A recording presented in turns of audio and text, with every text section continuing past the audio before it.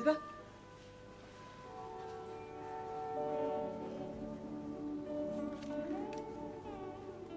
তুমি?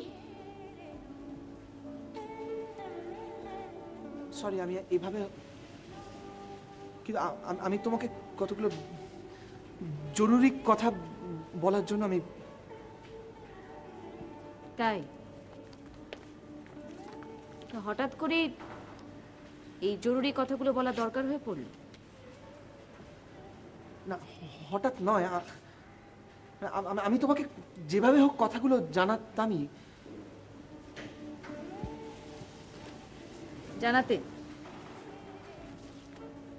তুমি বিশ্বাস করো, আমি জানাতাম তোমাকে। আমি বুঝতে পারছি তুমি মন্দিরা, কথাগুলো ভীষণ ভাইটাল। তুমি প্লিজ প্রেরণার কাজটা ছেড়ে দাও। ওখান থেকে বেরিয়ে এসো তুমি।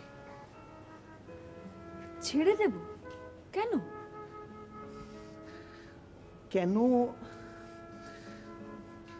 শোনা, এত কথা গুছিয়ে বলার মতো সময় নেই। আর আমি শুধু তোমাকে এটুকু বলতে পারি, তুমি যদি ওখান থেকে বেরিয়ে আসো তাহলে তুমি ভালোই করবে। তা হঠাৎ আমার ভালো নিয়ে এত ব্যস্ত হয়ে পড়লে? আমি কিন্তু বরাবর তোমার ভালোই চেয়েছি। হ্যাঁ, সেটা অবশ্য ঠিক। কারণ যতদিন পর্যন্ত তোমার দান করা কিডনি আমার শরীরে থাকবে, ততদিন পর্যন্ত এই কথাটা তো অস্বীকার করার কোনো উপায় নেই। উপায় নেই। তবে একটা কথা জেনে রেখো রঞ্জন, কাউকে জীবন দান করলে কিন্তু তার উপর অধিকার জন্মায় না। প্লিজ, আমি কোনো অধিকার বোধের জায়গা থেকে তোমাকে তোমার কথাগুলো বলছি না। মন্দিরা, এখন এসব ঝগড়া করার সময় নয় ছেলে মানুষের মতো। তুমি আমার কথাটা বোঝার চেষ্টা করো। তুমি প্লিজ ওই প্রেরণা থেকে বেরিয়ে এসো, এটা তোমার ভালো হবে, আমি বলছি তোমাকে। আমার পক্ষে এভাবে সরে আসা সম্ভব না। আচ্ছা, কেন? তুমি তুমি জানো না, তুমি ওই ওই ওই হোমে ওই অভিজিৎ দা, উনি ওই হোমের আড়ালে কি কি করছেন তুমি you just don't know. Ganesh Manna তার জাস্ট একটা এক্সাম্পল। তুমি কি করে জানলে? তুমি হয়তো জানো না যে আমি ওই প্রেরণার সঙ্গে যুক্ত ছিলাম। ওখানকার বাচ্চাদের আমি কাজ করতাম, সিরিয়াসলি কাজ করতাম। তারপর আমি গোলমালের নানা রকম আঁচ পাই, আমি তারপর সরে আসি। তুমি সোমনাথকে জিজ্ঞেস করো, তুমি সোমনাথ সব। না রঞ্জন, না, ওরমভাবে হট করে সরে আসা। তাছাড়া আমি তো ওখানে টাকা পয়সার জন্য জয়েন করিনি। আমি ওখানে ভালোবেসে জয়েন করেছি, আমার কেরিয়ারের কথা ভেবে জয়েন করিনি। আমি জানি সেটা, কিন্তু তুমি বুঝতে পারছো না, ওখানে কাজ করলে তোমার বড় রকমের বিপদ হবে। একটা বিপদ হবে জেনেও তুমি সেখানে কেন তুমি থাকবে? সেটা যদি তুমি বুঝতে, তাহলে তুমি এনিওয়ে, তুমি এভাবে সরে আসতে পারতে না। মন্দিরা, আমি শেষবারের মতো তোমাকে রিকোয়েস্ট করছি, প্লিজ তুমি বেরিয়ে এসো ওখান থেকে। নিজের বিপদের মধ্যে থেকে অন্যের ভালো করা যায় না। আমি তোমাকে আর নিজের বিপদ থেকে পালিয়ে গিয়েও অন্যের ভালো করা যায় না রঞ্জন। যাই হোক, এত রাত্রে তুমি আমাকে বিপদের হাত থেকে বাঁচাবার জন্য আমাদের বাড়িতে ছুটে এসছো, ধন্যবাদ। ও, এরপর তো আর কোনো, বেশ।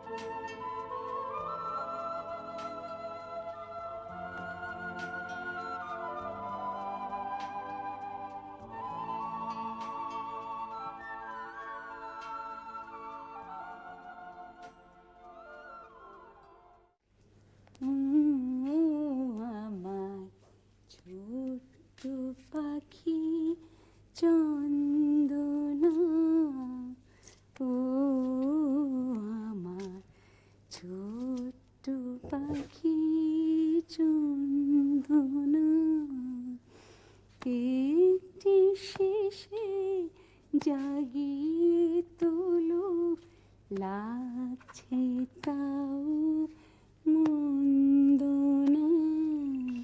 ও আমার ছোট্ট পাখি চন্দনা। এ কি করছো তুমি? বাঞ্জি, ফোন করবে না ওকে নিয়ে। বাঞ্জি লক্ষ্মী সোনা, আমার দাদু ভাই। না বাবু না, করো না। না না না না, উমা দাদু ভাই, এসো এসো এসো এসো এসো। কি গো? না না কেন? হ্যাঁ, তোমার ছোট্ট বোন তো। এসো, একটু ওকে আদর করো। দেখো, তুমি যদি ওকে একটু আদর করো, ও কত খুশি হবে, তাই না? এসো। কখনো না, ও আমার বোন না, ও পচা বাজে। আমি ওকে কখনো ভালোবাসবো না, আমি ওকে কখনো আদর করবো না, কখনো না। আমি ওকে কখনো আদর করবো না, আমি ওকে একটু ভালোবাসি না, আমি ওকে একটু আদর করবো না, কখনো না, কখনো না।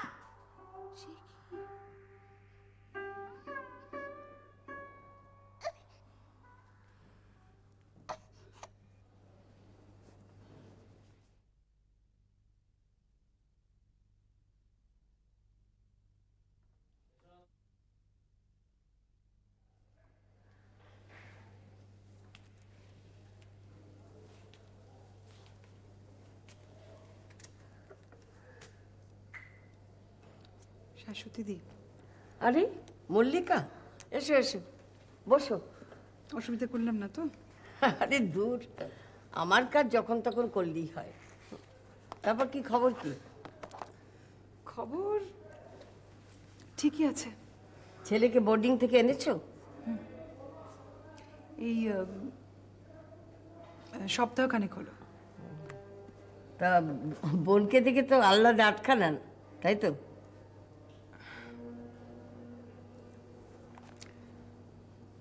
প্রথমে ভেবেছিলাম যে তাই হবে, কিন্তু কিন্তু কি?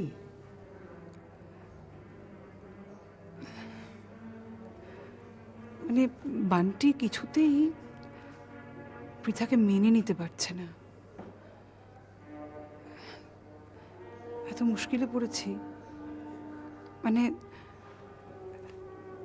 মানে অ্যাকসেপ্ট করতে পারছে না। ভেতর থেকে একটা অদ্ভুত রাগ, একটা জেলাসি তৈরি হয়ে গেছে। প্রথম প্রথম ওরকম একটু হয়, পরে দেখো সব ঠিক হয়ে যাবে, চিন্তা করো না। মানে আমরাও তাই ভেবেছিলাম যে প্রথম প্রথম এরকম হয়তো হবে, একটু রিয়াকশন হবে, তারপরে তারপরে ঠিক হয়ে যাবে। কিন্তু এত বোঝাচ্ছি, কথা বলছি, শাসনও করেছি, কিন্তু মানে ও পৃথাকে সহ্য করতেই পারছে না। কি করছে? সুযোগ পেলে হালকা চট থাপ্পড় মারছে? হালকা চর্চাপর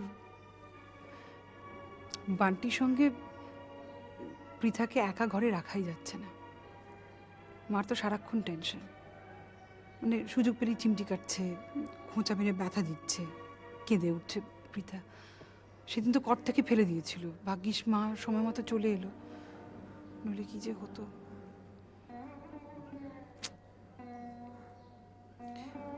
আমার টেনশনটা কোথায় জানেন তো? আমি খালি ভাবছি যে কোনোদিন যদি আমাদের চোখ এড়িয়ে আরো বাড়াবাড়ি কিছু করে ফেলে। না না মল্লিকা, তোমার পক্ষে ব্যাপারটা কিন্তু খুব একটা ভালো হচ্ছে না। এখন তো আর কিছু করারও নেই। কেন করার কেন থাকবে না? আফটার অল বান্টি তোমার নিজের সন্তান, তার দিকটা তোমাকে আগে ভাবতে হবে।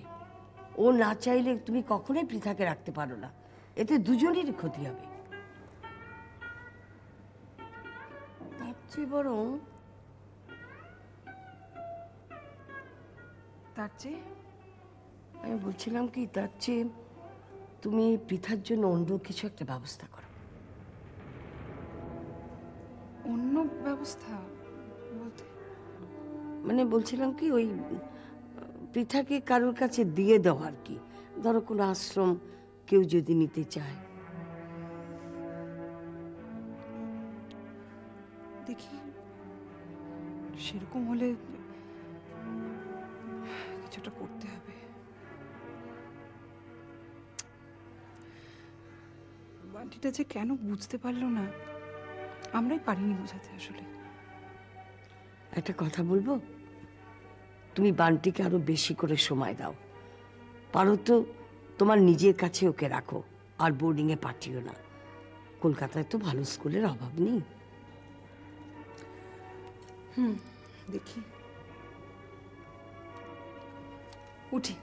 এসো। আচ্ছা মল্লিকা, যদি তুমি জানাশোনা কাউকে না পাও তাহলে কিন্তু আমায় বলো, আমি চেষ্টা করব।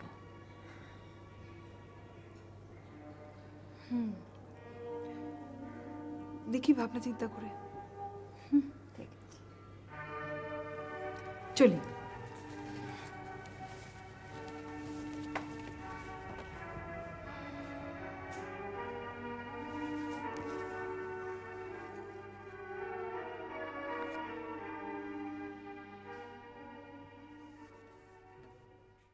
ডক্টর রয়, আপনার সাথে কথা ছিল।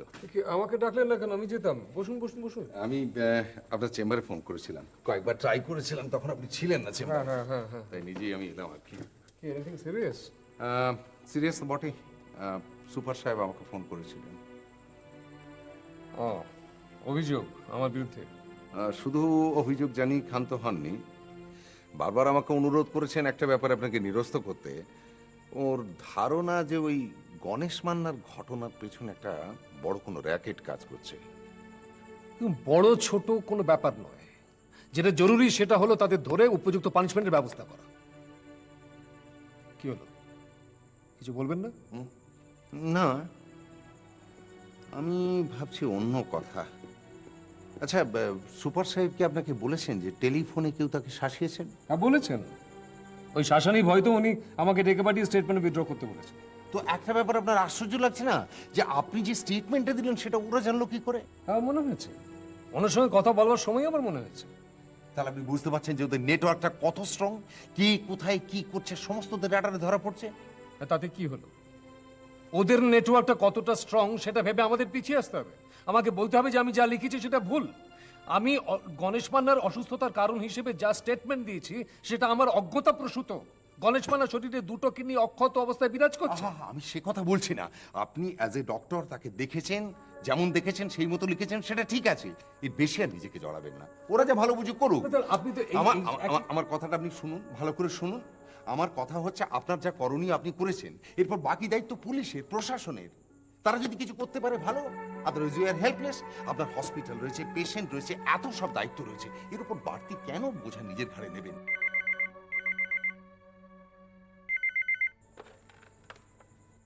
हेलो।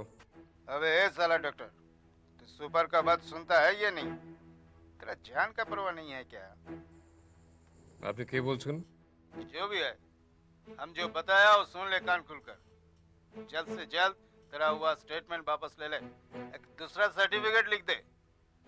उस छोकरा का दोनों ही गुर्दा शरीर में है, दूसरा कुछ बीमार बता दे, बस समझ गया ना? নামটা না বললে আমি ফোনটা এবার নামিয়ে রাখবো। अबे ए, ज्यादा उल्टा सीधा बात मत कर, जो बोला वही करना, समझ गया ना? नहीं तो भारी कीमत पड़ जाएगी, अंजाम बहुत बुरा होगा तेरा। শোনো, টেলিফোনে যারা হুমকি দেয়, সামনে আসার সাহস রাখে না, তাদের আমি গ্রাহ্য করি না। তোমার যা করা তুমি করে নিও, আমার যা করার আমি করব। ওরা আপনাকে টেলিফোনে হুমকি দিল? Yes yes. তো বুঝতেই পারছেন, সুপার সাহেব বা আপনি কেউ চাইলে আমার পিছিয়ে আসার কোনো প্রশ্ন ওঠে না। ওরা আমার সামনে একটা চ্যালেঞ্জ ছুড়ে দিয়েছে, আমাকে সেটা অ্যাকসেপ্ট করতেই হবে, কাম হোয়াট মে।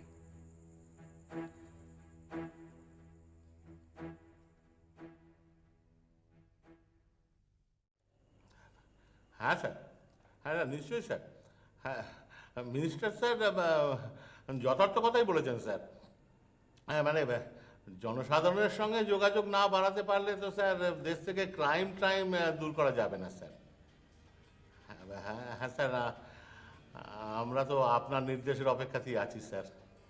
হ্যাঁ তাহলে স্যার আমি এই লোকাল ক্লাবের সঙ্গে আমার থানা স্টাফেদের একটা ফুটবল ম্যাচের ব্যবস্থা করে ফেলি স্যার। কি বলছেন স্যার? কবাডি? না মানে কবাডি তো অবসলিট, মানে এখন ওই খেলাটার তো খুব স্যার চল নেই। মানে আসলে তো এখন ক্রিকেটেরই কদর বেশি, তার মধ্যে ওই ফুটবল যদি একটু, হ্যাঁ ক্রিকেট খেলা যায় স্যার, তবে ওই বল যদি এদিক ওদিক লেগে যায়, মানে কোনো রকম ভাইটাল ইনজুরি, হ্যাঁ স্যার তাহলে স্যার আমি স্যার ফুটবল ম্যাচেরই অ্যারেঞ্জমেন্ট করছি স্যার। স্যার একটা রিকোয়েস্ট স্যার, স্যার ওই দিন কিন্তু আপনাকে অবশ্যই আসতে হবে এবং খেলার আগে উপস্থিত থাকতে হবে। আর আপনাকে স্যার একটু ওই বক্তৃতা দিতে হবে স্যার। হ্যাঁ স্যার, হ্যাঁ স্যার, ঠিক আছে স্যার, 2-1 দিনের মধ্যেই জানাচ্ছি স্যার প্রোগ্রেস কী হলো। ওকে স্যার, ওকে স্যার, ঠিক আছে sir, thank you sir. DSP সাহেবের ফোন। মিনিস্টার চাইছেন যে পুলিশের সঙ্গে জনসাধারণের জনসংযোগ আরও বাড়াতে, মানে আরও নিবিড় করতে। আচ্ছা, তোর সঙ্গে লোকাল ক্লাবের কোনো জানাশোনা আছে? না স্যার, আমার সঙ্গে কোনো ক্লাব টাবে সেরকম করো না। ওই লোকাল ক্লাবের সঙ্গে যোগাযোগ না রাখলে পুলিশের সঙ্গে জনসাধারণের জনসংযোগ তুমি বাড়াবে কি করে? দেখ কি বলতে চাচ্ছি বল। স্যার, আপনার মনে আছে নিশ্চয়ই স্পন্দন হসপিটালে একটা ছেলে ভর্তি ছিল, তো সেই ব্যাপারে একটা এফআইআর করা হয়েছিল আমাদের থানায়। হ্যাঁ ওই তো ওই কি ওই কিডনি কেটে নিয়ে যাওয়ার কেস না কি জানো? হ্যাঁ স্যার, ওখানকার ডক্টর নক্ষত্র রায় ওই ছেলেটাকে দেখে একটা সার্টিফিকেট দিয়েছিলেন, তো ওনাকে কেউ ফোন করে থ্রেট করছে। হ্যাঁ হ্যাঁ স্যার, বারবার ওনাকে থ্রেট করা হচ্ছে, বলা হচ্ছে যেন এই সার্টিফিকেটটা উনি উইথড্র করে নেন। তাই নাকি? স্যার, আমি এক্ষুনি একবার স্পন্দনে যাচ্ছি, ওখানে গিয়ে আমি ডাক্তার রায়ের সঙ্গে কথা বলবো। আমার মনে হয় এর পেছনে ওই কাটা বাচ্চুর দলবল আছে, ওকে থানায় তুলে এনে করকানি দিলে আচ্ছা কষে হরহর করে সব বলে দেবে স্যার। উত্তেজিত আর কি, আর বল বল বলো কিন্তু বলো। শোনো, এই কেসের ব্যাপারে তোমাকে একদম মাথা ঘামাতে হবে না। যা চিন্তা ভাবনা করার আমি নিজেই করবো। তোমাকে বরং আরও বড় একটা গুরুত্বপূর্ণ দায়িত্ব দিচ্ছি, সেটা তুমি পালন করো দেখি। ওই এখানকার লোকাল 4-5টা ক্লাবের ছেলেদের নিয়ে তুমি একটা ফুটবল টিম তৈরি করো। তারপর ওই থানা স্টাফেদের সঙ্গে তাদের একটা কী বলে ওই প্রীতি ফুটবল ম্যাচ লাগিয়ে দাও তো। আমি? হ্যাঁ, তুমি তো বলো যে তুমি নাকি আগে খেলাধুলো করতে। আর একটা কাজ করো, আর থানার স্টাফেদের মধ্যে যারা যারা খেলতে পারে, মানে ওই আর কি বলে রাজি মারতে পারে, তেমন কয়েকজনকে নিয়ে আমাদের থানার একটা ফুটবল টিম তৈরি করো, আর তুমি তার কোচিংয়ের ব্যবস্থা করো। মনে হোক এটা কিন্তু খুব প্রেস্টিজের ব্যাপার। মানে খেলার দিন কিন্তু ডিএসপি সাহেব নিজে মাঠে উপস্থিত থাকবেন, খেলার আগে একটা লেকচার টেকচার দেবেন। মানে আমাদের বোঝাতে হবে যে স্থানীয় লোকেদের সঙ্গে পুলিশের যোগাযোগ খুব নিবিড়, মানে আমাদের সঙ্গে জনসংযোগ অত্যন্ত গাঢ় দৃঢ়, বুঝেছো তো? আর এদিকের ব্যাপারটা এখানে আমি সামলে নেব, একটু কষ্ট হবে, তবে হরিপ্রসাদ আছে, চৌবে আছে, ওদের দিয়ে ম্যানেজ করে নেব। তুমি বরং তোমাকে যে দায়িত্বটা দিলাম ওইটা মন প্রাণ দিয়ে আজ থেকেই শুরু করে দাও দেখি।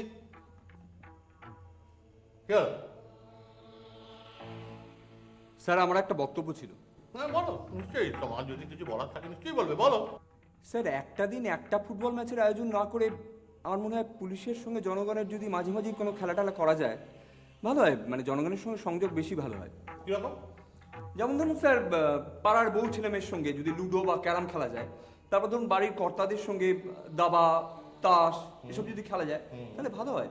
আর স্যার, আপনি যদি চান যে সমাজ বিরোধীদের সঙ্গে পুলিশের সংযোগ বাড়াতে, তাহলে আমার মনে হয় ল্যাংড়া হীরা বা কাটা বাচ্চুদের সঙ্গে জুয়া এই ধরনের খেলা টেলার ব্যবস্থা করা যায়।